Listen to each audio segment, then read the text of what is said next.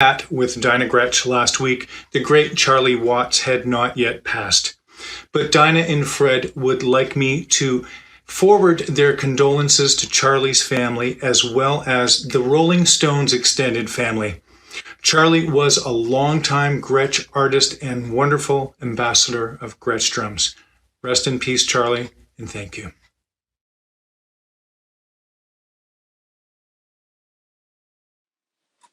Okay, we are here for episode 63. I have been waiting to chat with today's special guest for quite some time now, and it is my pleasure to introduce one of the most knowledgeable experts about the Gretsch business. She has worked in this business for over 40 years. Ladies and gentlemen, I'd like you to give a nice warm welcome to Mrs. Dinah Gretch. Hello, it's so great to be with you. I've been so excited about doing this. Thank you. We appreciate when you watch. It's awesome when I see that you are watching and commenting. I'm like, yes. So thanks for taking the time. I appreciate that very much. Oh, well, we appreciate the time that you spend on doing this. And what I wanted to start off with today is to say that, you know, the Gretsch brand is 138 years old. But the reason it's 138 years old is because of all the fans, all the players, all of the artists, you know, everybody that gives back to Gretsch and supports Gretsch. So what I wanted to say to everybody that's listening is that we really appreciate you to be able to keep this family business going for so many years. It's us working hard, but it's all of you working hard too to really promote the brand. And Neil, I've got something special for you. So we decided that you needed something else for your wall. Oh, wonderful. So just 1 minute. Oh, no. Oh, my. Oh. So this is your platinum record, Great Gretsch Drum Ambassador. Thank you for your excellent Gretsch Afternoon Drum Break interviews and then the Gretsch Company. So we're shipping this to you. Oh, you're going to make me cry. That is on. Oh, I can't tell you how stunned I am, how at a loss of words I am. And oh, thank you so much. I'm telling you, I'm going to be so excited to display that. My students now, even my students today said, you have a lot of Gretsch stuff in here. I'm like, yes, I do. You're darn right I do. And this is why. And they're like, maybe I should get a Gretsch set. I'm like, you absolutely should get a Gretsch set. Right. Oh, that is so wonderful. Thank you so much. You are so thoughtful. I mean, I have the cards here and the Steve Ferroni cards, the Christmas cards, just the little mementos and gifts. And oh man, it means an awful lot to me. And let me tell you, it motivates me to want to be a better drummer and want to continue doing this show and promoting the brand as much as possible. So I'm deeply grateful. Thank you. Well, thank you. We really appreciate it.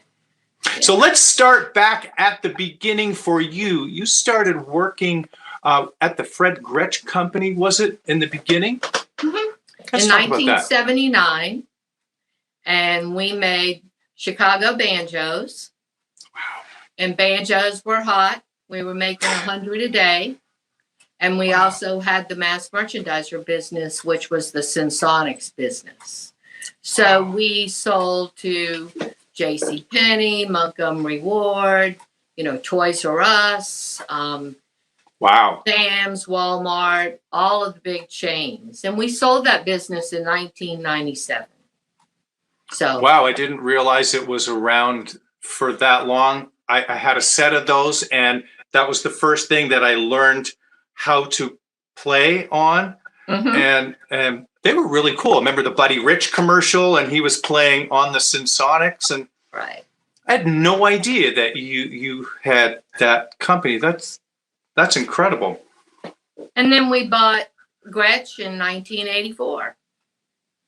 Was that always the goal? I know Mr. Gretsch was saddened when he was told that the company was being sold in 1967, and I assume that for a long time he was wanting to buy the company back. Right. So it took him 17 years. Wow. So Baldwin, had bought it. Yeah. And he always wanted to buy it back. And then when Baldwin basically got in financial trouble, they decided to sell those brands. And Duke Kramer was still consulting with Baldwin. So Duke came to Fred, which was, Duke was hired by Fred's father in 1936, something like that. And so they worked out the deal. And we signed all the paperwork the end of 84, and then it was announced in January of 85. That's incredible. Or right around the NAM. Was that around NAM? Was it announced? Yeah, that's when it was announced. That's when everything's announced. Right. NAM times. Yeah. Right. That must have been an exciting time. What was the drum business like at that point for Gretsch? What kind of shape was it in? Were there many drums being built? And where were they being built? They were being built in Arkansas. And so we had to move the drum factory from Arkansas. And, I think that it had been gone by the wayside, I would say, that, the brand had gone down. And then there was a lot of competition offshore at that time. Yeah. So, Baldwin didn't have the family at the best interest. It was just another brand that they owned. And so whenever we bought it back, then, we had to rebuild it. And we were lucky because we had a 160,000 square foot warehouse, and it was a furniture factory before we bought it in 1979. So we had spray rooms, we had fire doors, exhaust, all of these things that we had never used. So it sort of like fit right in, Wow. And, but all of the parts were still being made, most of them in Brooklyn. Really? Yes. So we had Advanced Castings was making all the hoops. They were all die-cast hoops. And then they went over to Norwood, which was the buffer. And then they went to Chromium Plating, which was the plating company. And so all of those places were basically still in that Brooklyn area. Chromium Plating was just a few blocks down from the old factory. Wow. And That's then incredible. What was happening with them is all the EPA regulations. Okay. And so, Chromium Plating had been in business for 50 years, and they had been dumping things on the property. And if you had gone in the buffing factory, it was so full of dust. Wow. And all these places eventually got closed. And not only did they get closed, but they also, the property was condemned. Oh, no. The buildings were condemned. The actual property was condemned. And so that's very interesting. And then, of course, we had to figure out where were we going to make these parts. And then we had to go offshore and rebuild all the dies. And, had to get them done out of the United States. Right. But, we went with reliable sources. And again, Duke helped us with that. And, when we bought Gretsch back in 84, it was only drums. No guitars were made because the guitar factory had burned down. So, You know, that's what we did. Gretsch could have just disappeared at that point, Yes. and it still would have had that tremendous legacy, but it could have just gone by the wayside as Rogers did, and Camco and the other ones, but you had the strength, the tenacity, the determination to bring back some glory days, and boy, were they ever glorious times in the mid 80s, early mid 80s, for the drums that the drummers loved and still covet to this day. Paul DeLong and many of the other Gretsch artists and session drummers just absolutely say the hands down for them, the finest Gretsch drums were made in the early to mid 80s, even though it was a tumultuous time and not very good necessarily. But it was risen from the ashes into what is just such a massive worldwide family legacy today. And I'm so glad that it did. Sorry, I went on there, but it's very true though. It could have just died, but I'm so glad, and many of us are as well, that it survived and thrived. So what were the next rebuilding stages like? Was it actually in the Ridgeland factory now? Okay. Yes. So we moved it about 6 months after we purchased Gretsch, and we moved it to Ridgeland, and then of course had to reset everything. And there was a gentleman, Gene Haw, that had worked for Gretsch since maybe like 66. Wow. And he moved to South Carolina, and he was a big help. And still today, he does a lot of things for us. He's retired. And we've had lots of people retire from the factory. We had to hire brand new people. Yeah. Train them. And we've been very blessed because the people come and they stay. A lot of them are drummers. So they, they really enjoy what they're doing. So like with Paul, I mean, he's every Friday and Saturday night he's playing. And so so when you have a passion for something, and then you can also have a passion for a brand, that really makes a good product. And that's what we have to look for. That's terrific. So did you find that the Japanese competition was very stiff in terms of them turning out that many more drums than what Gretsch could produce? And did you find that the people, the drummers, were still very loyal and still wanted that great Gretsch sound? Yes. So, the Gretsch fan base has always been there. But you have to remember, too, we only made USA custom drums. Right. We never made another brand offshore.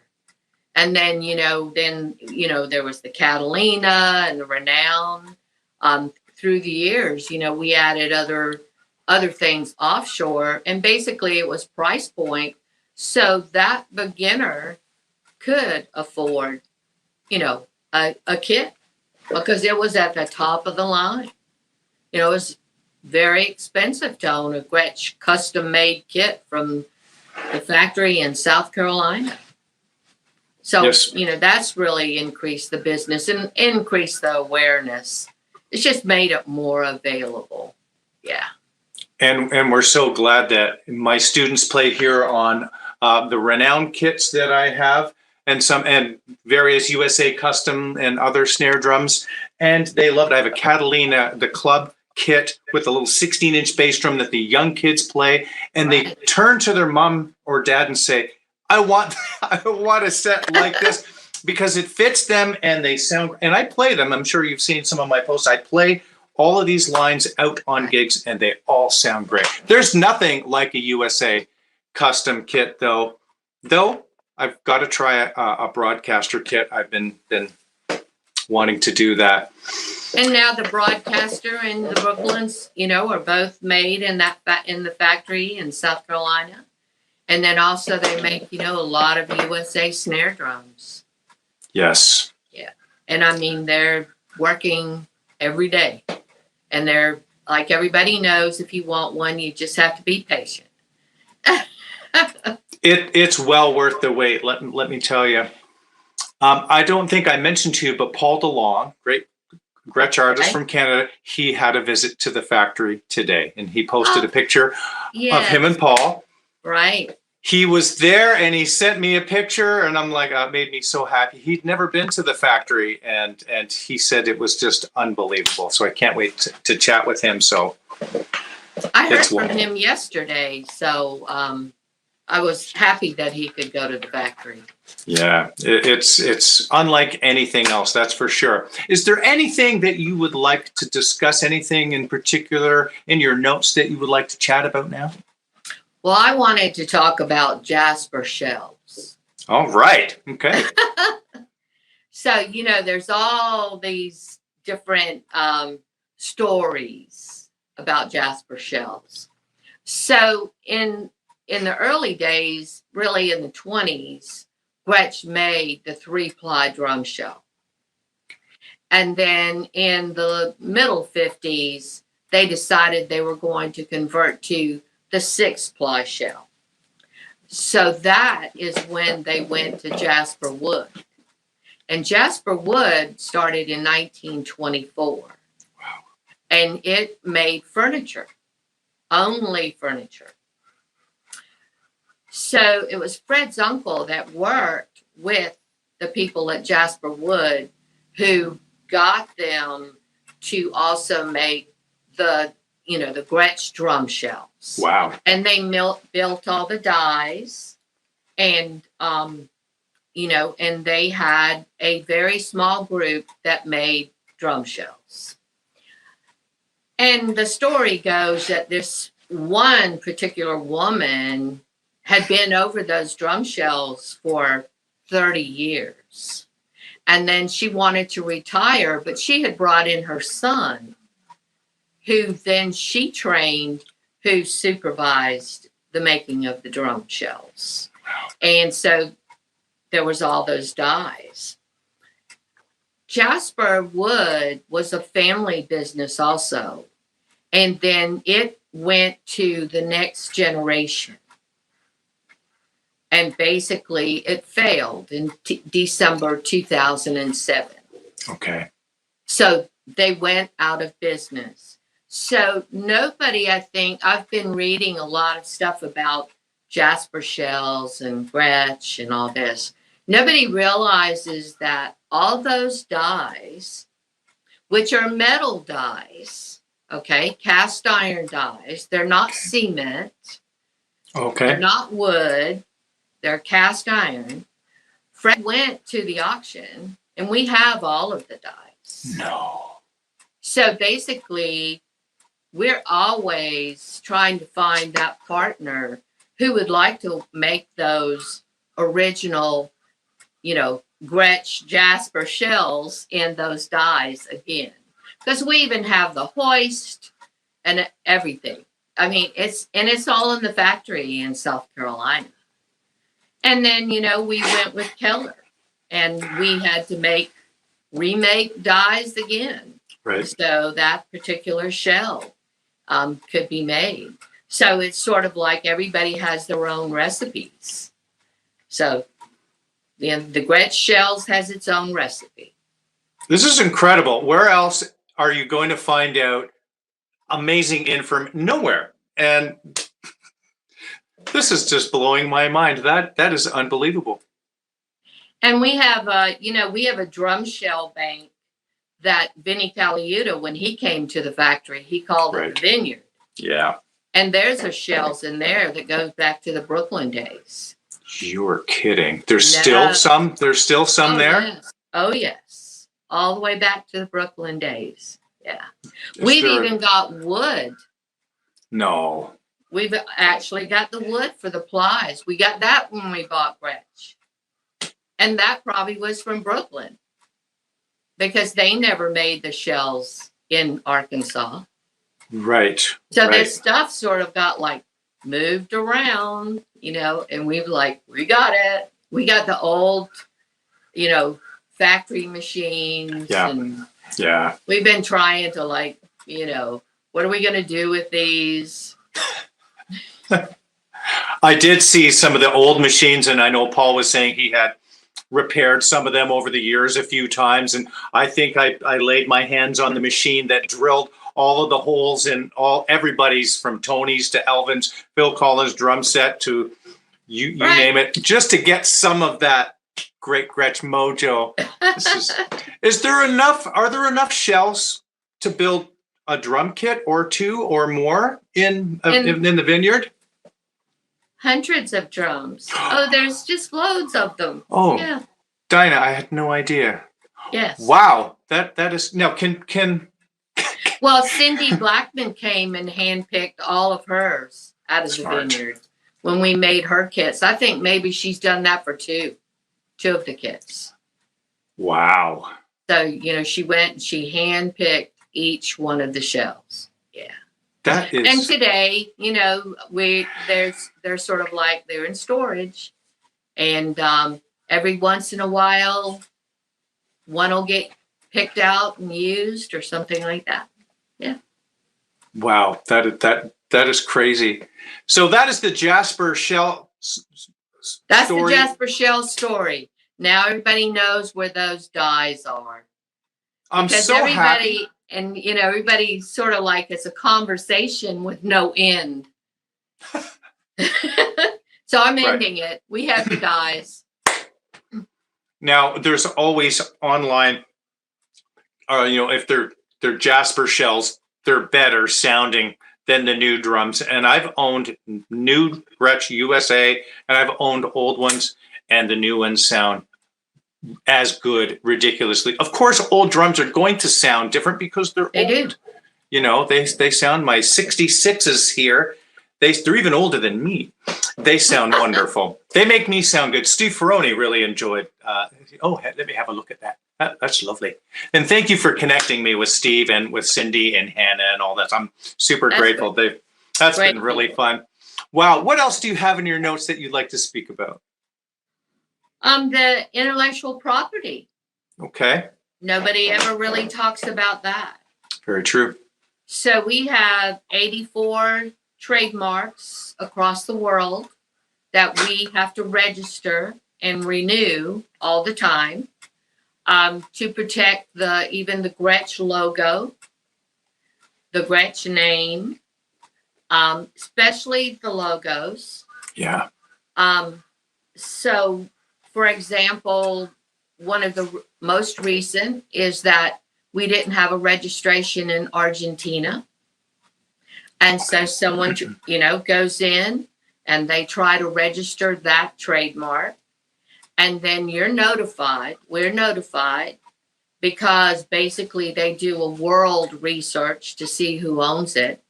And then we have to go in and register the brand. Okay. Register that logo, register that name. And it doesn't matter if it's the broadcaster logo, if it's a regular Gretsch logo. We've got to go in and register all of them. And we spend hundred thousands of dollars a year in basically keeping them renewed. And we were successful about 6 months ago. We finally got 3 registrations in China after 6 years. And we've been trying to get registration there for like 6 years. And then, when the UK left the EU, yeah, yes, we had to register everything in the UK because basically the EU was one registration. And then when the UK dropped out, we had to go in and re-register every single brand. And that was probably about 23 different brands in the UK. Wow. Now, I don't understand what registering actually means. Can you explain that a little bit? We own it. Okay. So basically, we have to prove that we own that brand. Okay. So we have 200 registered domain names. So we have like Gretsch.net, Gretsch.com, Gretsch drums, everything like that. Because what we have to do is protect the brand that, someone in Iceland doesn't decide, to register the Gretsch drum brand because it's not registered there. And it's the same thing in South America and Africa. In those big countries, you can do it like in a continent, but so many other places, you have to do it just all separately. And that's one of the things that, falls in my area.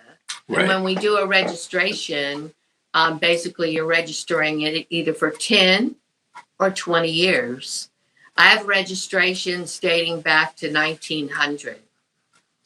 Wow. And that we've renewed 20 years in increments of 20 years. And this big calendar, and I'm going like, okay, I wonder who the heck's going to be taking care of it, in 1933, or 2033, who's going to be taking care of it and then, but we keep up with all of that. And of course, we have trademark attorneys.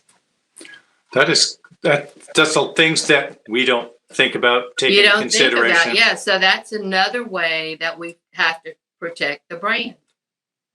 Very so smart. when you talk about the family's committed to keeping it. And then, when these pirate websites and everything come up, it's such a heartbreak. What was the last one? Gretch.shop. And I'm going like, we don't own Gretch.shop. We forgot that one. It's like, whoa. So that takes an awful lot of energy and your time and a constant thing that you need to be aware of and be on. It drives me crazy when I see people selling Gretsch t-shirts or Gretsch, the decals. I'm like, leave them alone. Like I get angry at that. I'm like, this is not registered. This is, you don't, I can't imagine how it makes you feel and Mr. Gretsch feel. Wow. Well, like I said, it's another one of those things that, went through the cracks and, when they're trying to sell but it's not just Gretsch. It's Fender, it's Gibson, it's Martin, it's Taylor, it's all of them. That's another thing that in our lifetime has changed. That we have to be on top of that all the time and be, what's going on. It's like you have to be so aware. And I guess the advent of the internet has been challenging for, probably worse every year. I can imagine people have nothing better to do than to try and steal from other people and not produce anything of their own. Wow, that's incredible. So, well, thank you for doing all of that work. That's wonderful. You're getting the behind the scenes. This is incredible. This is great. What else do you have on your list? Well, what did you want to ask me? Well, your various roles. I've heard over the last year and a half or so of doing this show that you are the CFO, Executive Vice President of the Gretsch Company. You were the CFO. But in past times, you were also doing artist relations. Correct. I could see you doing that. That would be so great. People have said, "Oh, Dinah was doing that," and I'm thinking, when did you do that? Yeah. My first artist was Jack Gavin. Oh, that's the first artist that got signed with Gretsch after we bought it, and it was in 1985. Wow. And this, out of the blue, this woman calls. Her name is BB, and she said, she was with Charlie Daniels Band, and she was with Charlie, I'm sure she still works there, but she was with Charlie when he passed away, and said that they had this drummer, Jack Gavin, and Charlie wanted him to play Gretsch drums. So that was our first artist. And what's exciting is I know it's this week, is the band jam in Nashville. That's right. And, they're honoring Charlie. And so Jack is the drummer now for this whole thing for the Charlie Daniels Band. So He was with them for, I think, 10 to 11 years that he played with Charlie. And Jack had just gotten out of college when he went. Wow. He went to Kent State and had a degree in percussion and got the gig with Charlie. So, yeah, that was great. But I'll tell you the fire story.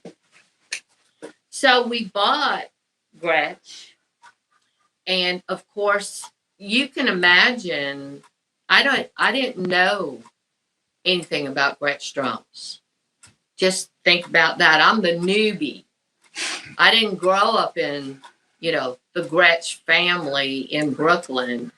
I married Fred after that. So here we're having an event, and I thought it was the PAS show, and but I don't think it is. I don't know whether it was some kind of clinic or whatever, and so I had to handle Tony Williams. And so here I am, the newbie, with Tony Williams, who had only played Gretsch forever. Yeah. And that was a real awakening. And Tony and I really became good friends. But that day, when I had to be with him all day, and to know the magnitude of the respect from all the other drummers and everything, I mean, I'm like, whoa, I'm with the icon, with the star. I got to really find out about this guy, and then it was like, he wanted this and he wanted that, and all of this. And I'm like, yes, sir. And, but anyway, so that was my first gig with a drummer. And then of course it had to be Tony Williams. And, but anyway, it was great. And, so it was a great learning experience. I'll tell you the story about Vinny. Yes. So, Ross Garfield had the drum place in California, and he called one day and said, there's this drummer that only plays Gretsch when he records and he's in the studio. He said, Vinny Caliuta, you really need to get him. And I said, okay, and so I made a point, call him, talk to him and everything. 10 years. I worked on Tony Williams. On Vinny Caliuta, 10 years. And let me tell you, we were friends, had dinner together. All of us would have dinner together, go to his mom's house, everything. Okay. Wow. So Fred and I were in New York City, and Vinny calls our daughter Lena here and said, I've got to talk to Dinah. And Lena said, well, she's in New York. And he said, well, I'm in New York and I need to get hold of them because I'm going to play Saturday Night Live tonight with Sting. And I'm finally decided I'm going with Gretsch. Wow. And I've got my drum kit, but I don't have a Gretsch logo. I've got to get a Gretsch logo. So we meet Vinny on the street. Oh. And I remember it was freezing. That was so cold. And Fred and Vinny, I think they went to Sam Ash, I think.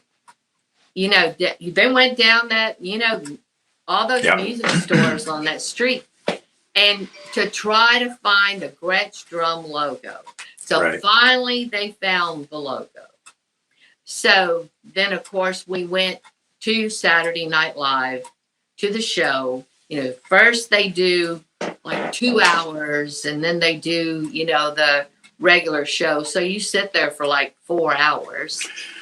And of course, that Monday, the phone just rang off the hook. Wow. Because they're going like, and I said, are you really finally coming to Gretsch? And he said, I'm coming out of the closet.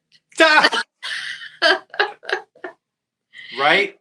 And so we are best of friends. And I'm very close, to him, and was very close to his mom too. So there's a lot of things that we did together so he could tour and just different things and do recordings with Sting and and now he's touring with Herbie Hancock and bless these artists because they've had a tough time, no different than you've not been out on the road and we just continue to pray that COVID doesn't close everything down again. Yeah. Well, we can just wait and see, and hopefully, if it does, it'll be shorter. We'll pray for that. We have to be optimistic. But that is. Do you remember what was that? That was the '90s, sometime mid '90s or so. Right. And I've got. One of the things that I do too is I've archived over the 40. Well, really, since we bought Gretsch. So what I have on every one of our artists is a notebook. And we have kept everything, articles, the contracts, copies of all the invoices of all the drum sets they've got. I mean, we've archived for, ever since we bought Gretsch. I mean, I have things from the teens. But anyway, these artist notebooks, when I die, they are going to the artist. Wow, I've that's got wonderful. a big collection of what they've done, all their Gretsch history with us. And so also through the years, I've written stories of what we've done. And that's why, when you said, when did Vinny come? Right. Well, if I look in his notebook, I can tell you. Yeah. Right. So That's incredible. I did handle, the artist, the drum artist, and a lot of guitar artists too. And then whenever we did the license agreements, that sort of like went on the wayside, but we've never disconnected ourselves from our fans or our artists. And, Fred and I won't. We might retire one day, but we'll never leave the music industry. No, I'm grateful to, and it's unbelievable how hands-on you are. If we want to, get in touch with you or message you, we get a reply back, and it's a thrill for us. I mean, I've been such a great Gretsch fan and lover since the beginning of my playing days, and to be an artist is just, it's crazy. I have my contract. It's laminated on the wall there behind me and, as a motivator, and my students, they can't read it or anything, but they're like, what is that? It's like, they know. That's wonderful. So besides, what other things do you have in your notes? I'm sure you have more things you'd like to chat about. Well, I have Mrs. G's Music Foundation. Yeah. What's that all about? So I have music programs in schools. So one of my big schools is Thomas Hayward Academy in Ridgeland, South Carolina. Okay. And what I do is go into schools where there is no music programs, and I basically finance the entire music program. And so Thomas Hayward is a rural private school in Ridgeland, South Carolina. So that's where I started, because that's where the drum factory was. That's where, I was very involved. And so there's only 300 kids in the school. Jeez. And every child has music. And one of the things today is we doubled the size of the music room. And it got finished today. Oh, wonderful. And we have in the music room now, we have a stage. And we have 7 separate practice rooms. And we have 3 Gretsch drum kits that they've always had. But of course, they didn't have a practice room. So now they have a practice room. But anyway, so what I do with Mrs. G's is supply the music programs. I do a lot of scholarships for kids to go to summer camps. And, you know that I support music lessons. You do. Yes, you do. Yes, thank you. So basically that's what my purpose is. And, I've worked since I was 14. And so I've saved my money. Wow. And basically just said, oh, what do I want to do? And I want to make a child happy.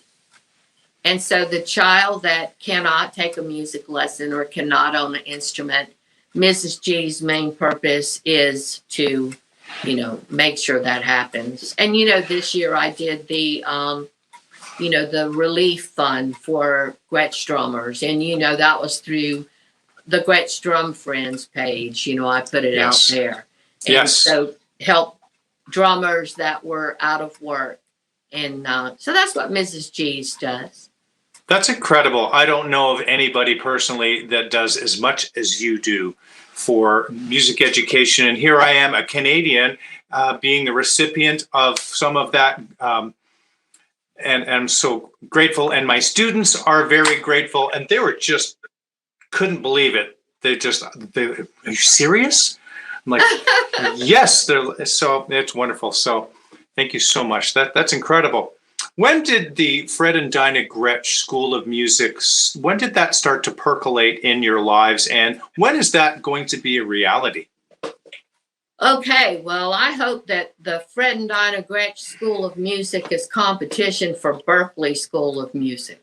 Yes. How about that? Oh, there you go. And we're in the beginning stages. So we have been working with Georgia Southern for a couple of years. And basically, we now have the Fred and Dinah Gretch School of Music.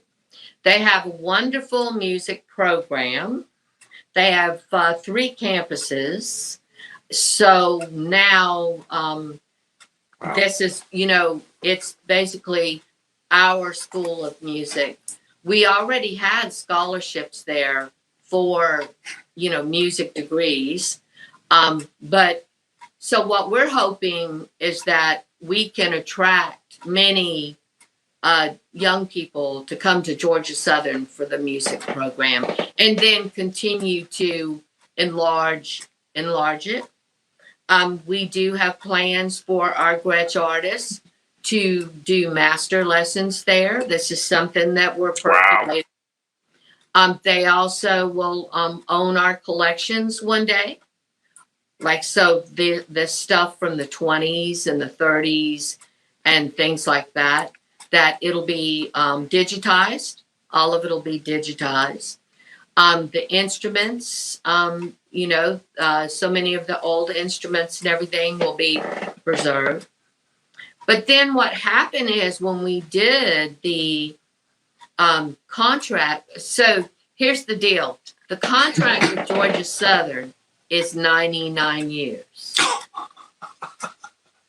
So wow. You've heard of our grandson, Logan. Sure have.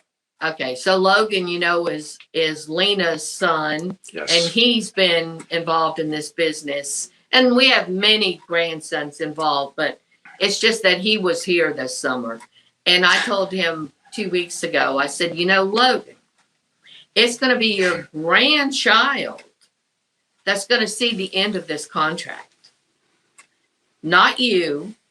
Not your children. It's going to be your grandchildren. That's right. It's going to see the 99-year contract end. So what I'm trying to do with all the grandchildren is to say, you got to keep this thing going. and then your child has to keep it going. But so when we signed all the papers and, had the people come in and everything, Richard Kessler in Savannah built this new district in Savannah, and he has this huge JW Marriott hotel, and he's put his collections in there. And so there are art collections, there's rock collections and everything. And across the street, right across the front door, is now called the Atlantic Building. And it is a new concert venue for Savannah. And so, and then it has a huge atrium going into it. And he says to Georgia Southern, well, I want to do the Gretch Museum. Wow. So the grand opening of the Gretch Museum is October the 9th. And right. You're going to be very pleased with it. The concert hall, it's just amazing. And they've done blueprints of the beginning instruments and drums and ukuleles and, guitars and everything. And there's a huge semicircle that has the drum kits in it and everything that when you go in the atrium. Another thing is, this is the Gretch Museum, and it's free. It doesn't cost anybody to go in there. And it's going to be our legacy. And there's something under that tells the Gretch everything. Wow. And so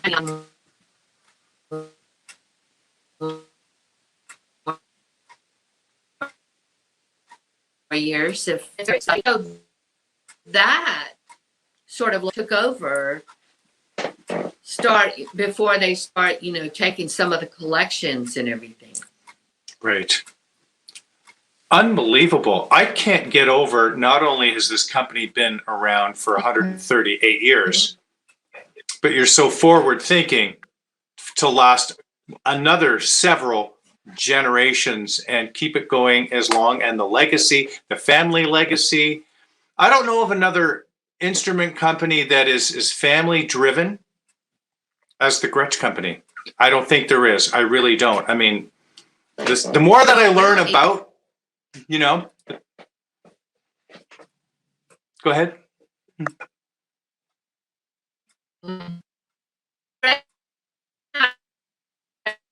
Fourth generation, we're talking about really looking forward.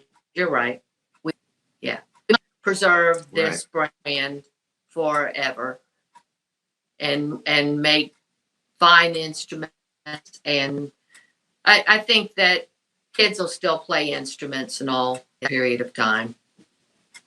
Absolutely. Absolutely. I noticed that there's been more of a trend for kids wanting to play more music that has real instruments over the last couple of years. So there's been more students that have been going back and listening to the Beatles and listening to the Rolling Stones and listening to bands that are a bunch of students lately have wanting to play country music, which is really fun for me because I've done a lot of that and I love that. But music that real drums sound great in, Wow. Yep. I'm so happy that you're continuing to this forward thinking. You have spoken of so many things and answered so many questions. I'm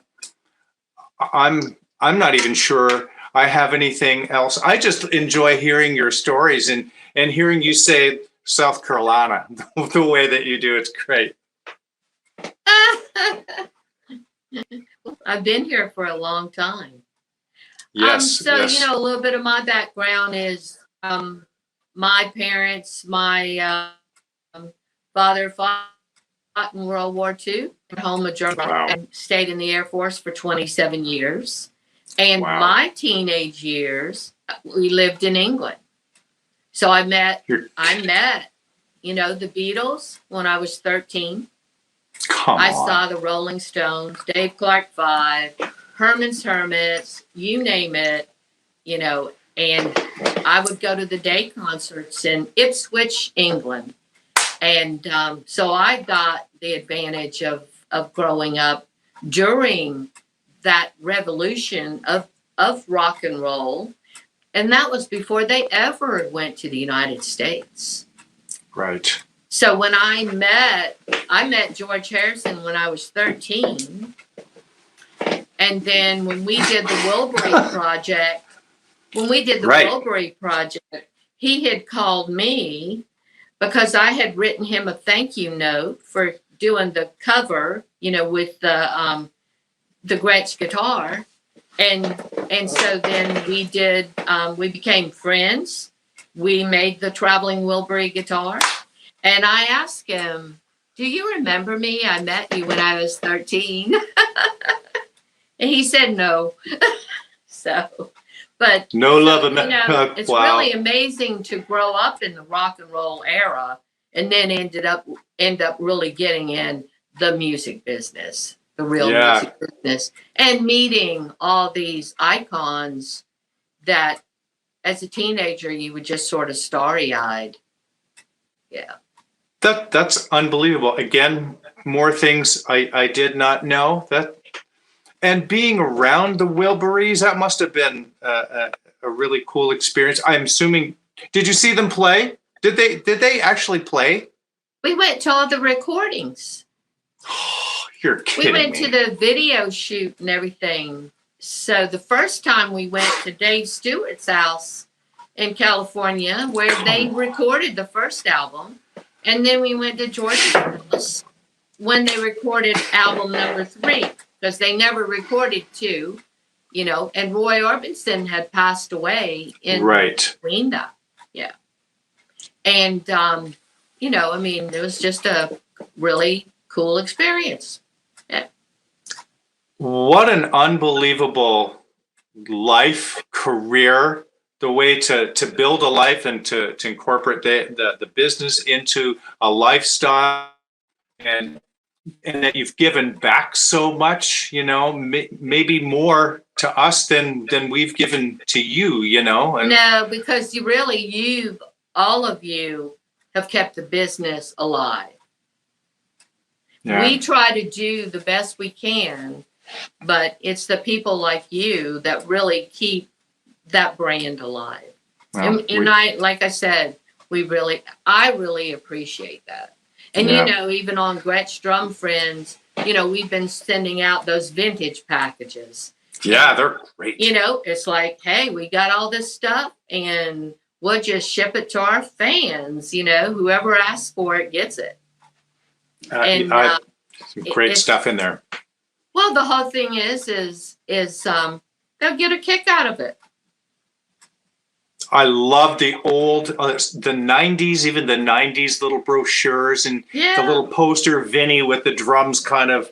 I think it's up actually beside me when I'm playing. The one with him with the suit? Yeah, he looks sharp there, right? So we went I took him and bought the suit. Come on.